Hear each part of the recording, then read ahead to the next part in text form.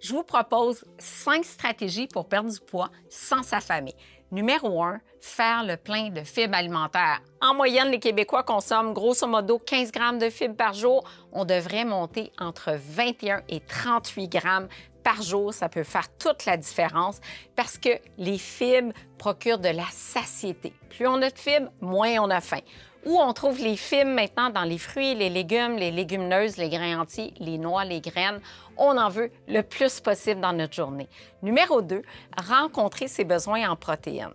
On parle d'environ 1 gramme par kilogramme de poids. Donc, si par exemple vous pesez 60 kilos, on va aller chercher 60 grammes de protéines dans la journée et on tente de bien répartir les protéines dans la journée, donc autant le matin, le midi que le soir, voire on garde des protéines en collation parce que les protéines contribue énormément à la satiété. Numéro 3, diminuer les calories liquides parce que tout ce qu'on boit ne soutient pas autant que les calories solides. Par exemple, si j'ai un beau smoothie qui est transformé en purée en liquide, il peut apporter 500 calories versus une belle assiette qui contient les mêmes ingrédients.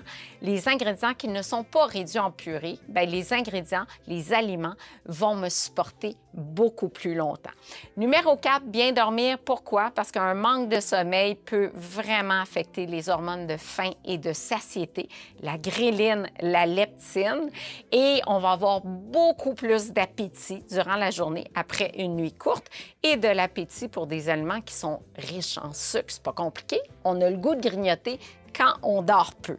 Mon 5e conseil, c'est de travailler sa relation avec les aliments. En d'autres mots, cessez de manger vos émotions parce que si on mange parce qu'on vit la solitude, la frustration, si on a eu une mauvaise journée au travail, bien, tout ça, ça peut faire en sorte qu'on ne répond pas aux besoins physiologiques, qu'on mange parce que ça apporte du réconfort, mais ce sont des calories inutiles. Le truc, trouver une activité alternative. C'est la fatigue, on va se coucher. C'est l'ennui, on appelle une amie. Alors voilà mes petits trucs. Aujourd'hui, je vous dis à bientôt pour une prochaine série.